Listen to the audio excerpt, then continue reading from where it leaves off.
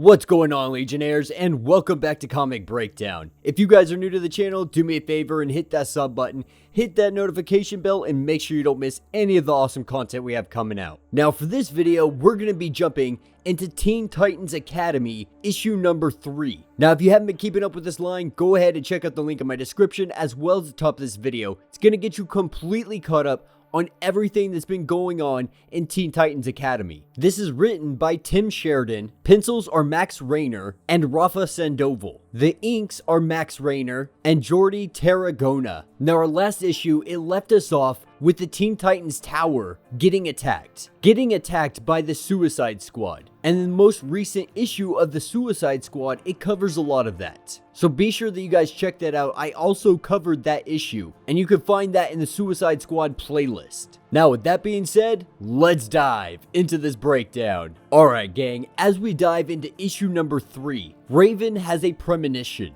A premonition of the flames, of the fight, and of the fall. Now, we know these premonitions. We know exactly what is going to happen, or what is predicted to happen, because we saw all of this in the Future State event. And this is giving us the early warning signs. The early warning signs that the Future State timeline is slowly cementing itself into place. And right now, the rest of the Titans, they're all sitting around a table. They're sitting around a table discussing who the Red X could be. And so far, the only thing that they've been able to narrow down is that this individual is probably just a human. This individual probably doesn't have powers. But that still leaves a lot of individuals that could possibly be the Red X. And at this point, you know, the Dick's finally starting to realize that they probably bit off more than they can chew. You know, they brought in all of these kids with the best of intentions, but a lot of these kids, they don't know anything about them. And in the midst of this conversation, this is when Raven lets everybody know that she saw something. She had some kind of premonition, and that they need to check on the children. They need to check on the kids back at Titan Tower. Now, Starfire and Cyborg, they both think that the kids are going to be alright, because they have the upperclassmen there to protect them. So if anything were to kick off, they would have everything they need to be able to defend the tower. And they say this with good intentions, because right now they're headed to Markovia to try to save some meta children and bring them back to the Titans Tower. You know, they're still continuing to add children to their ever-growing problem, but at the same time, they can't, in good conscience, leave these children to the hands of evil individuals. Now, Gar, he really disagrees with not following up with Raven's premonitions. But Cyborg seems to be pretty confident that nobody can get inside of Titan Tower. And this is where we pick up with the Suicide Squad and the Red X. And they have a temporary arrangement. Red X is saying that he can get them inside of Titan Tower. And the Suicide Squad, they want to go in there so they can get this speedster. You know, Amanda Waller,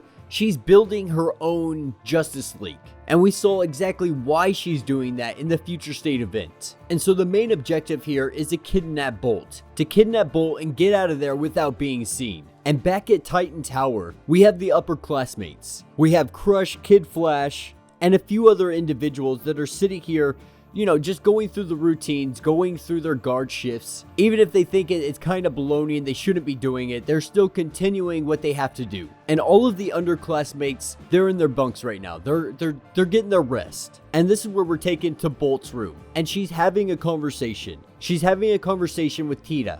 Now, up to this point, she really hasn't told anybody her story or what happened to her or how any of this happened to her. You know, right now she's afraid to tell the Titans anything about what's happened, because if she were to tell them, she's afraid she would get expelled. And so she's held back. She's held back from telling Nightwing and all of the others exactly how she ended up here. And her story, it takes us 7 years ago. 7 years ago in Australia. And this is where we pick up, and she's a young girl. And she is just learning that she is a speedster. You know, she's definitely not Barry Allen or Wally West or any of the other speedsters that can have consecutive speed all the time.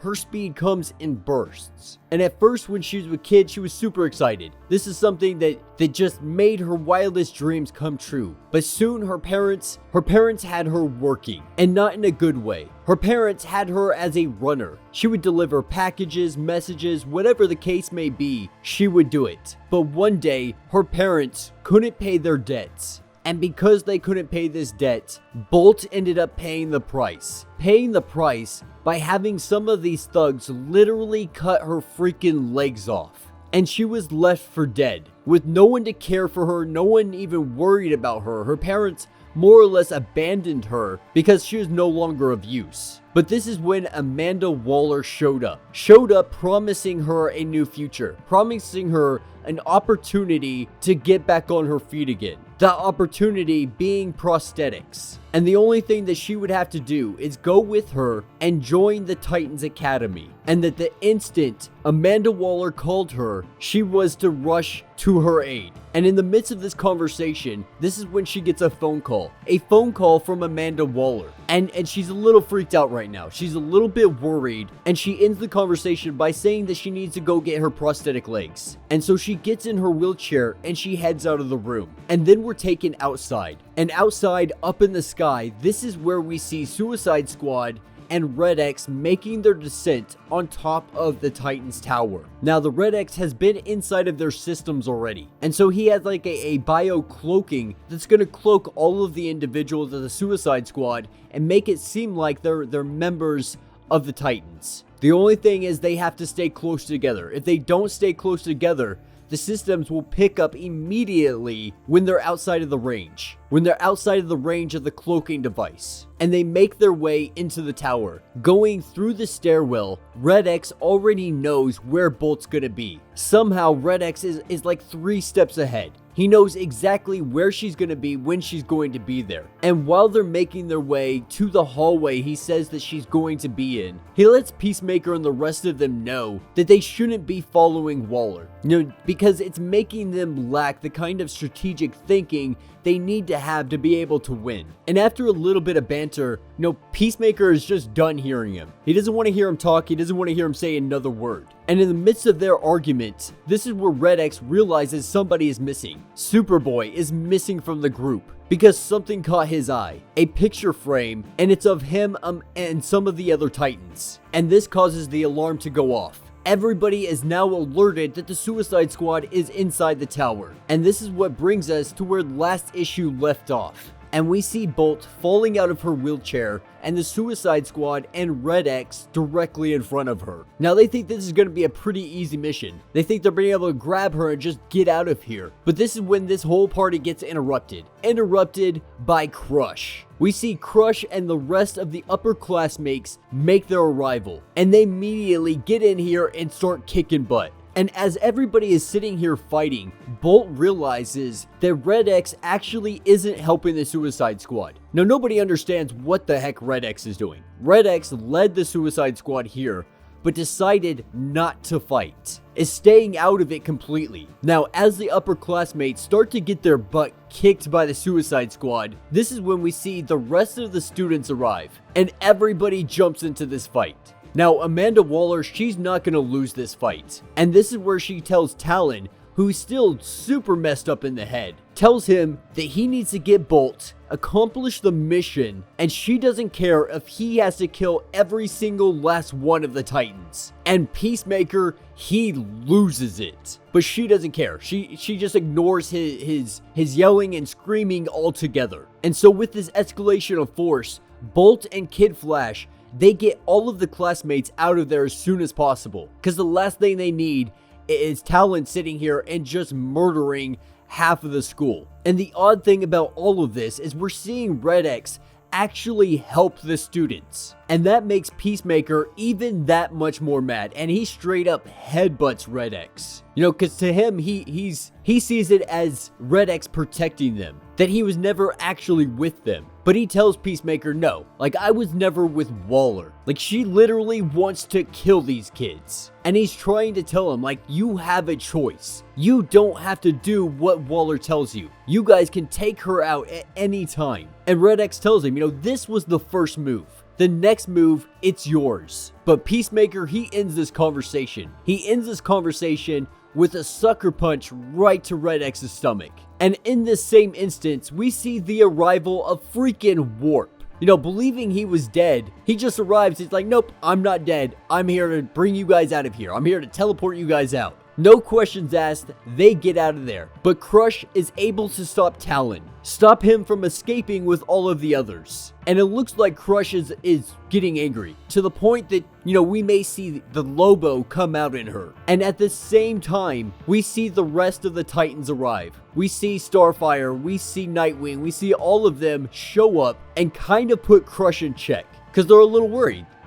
Crush is getting to the point where it looks like she might actually kill Talon. And this offends Crush, because she doesn't want to be perceived anything like Lobo. Crush wants to have her own name. And in all of this hostility and all of this anger, she gets up, she walks away, and she's like, I'm done. Like, F this, F them, I quit. And we see her just leave. She gets up and walks away. Now, this is where we're picking up a little bit later. And everybody, everybody's cooling down. Everybody's getting something to eat, just starting to wind down after the events that have just transpired. But the question right now on everybody's mind is who the Red X is. And the students, they've started to understand that Nightwing and all the others, they have absolutely no clue who it is. They're trying to flush them out by saying they do. And everybody is confused at what Red X is doing. Because on one hand, you have the Red X helping the Suicide Squad get into Titan's Tower. On the other hand, you have them helping against the Suicide Squad. So it really makes no sense on where these loyalties are lying and the reasoning behind it. But as everybody is having these conversations, this is when Raven is telling Gar, like, she's worried about these premonitions that she's having. Yeah, she sensed something going on with the kids, but her premonitions, there's something bigger. Something much bigger and much scarier is coming. And what she's most afraid of is that it might already be here. And so with everything going on, this raises so many questions. But luckily, we have a team of individuals that are going to be hot on the tracks of Red X, because that team up is none other than the Bat Pack. And that is where this issue will end. So let me know what you guys think down in the comments. Personally, I'm having so much fun with this Teen Titans Academy line. We all knew that they were gonna play this Red X thing out for quite a while. They weren't gonna give us many hints to the identity, and up to this point in the last 3 issues, they have been very, very nonchalant on pointing the finger at absolutely everybody. They really want to keep you guessing on who it is. Every single issue, they're pointing the finger at somebody new, somebody else. Personally, I think it's a good possibility it could be Roy Harper. Roy Harper did come back from the dead. But then again, it could definitely be somebody that's just in the academy. There's just too many possibilities to even speculate. But I would love to hear your guys' theories. Go ahead and let me know down in the comments. If you haven't yet, do me a favor, like this video, hit that notification bell, make sure you don't miss any of the awesome content we have coming out, and until the next breakdown.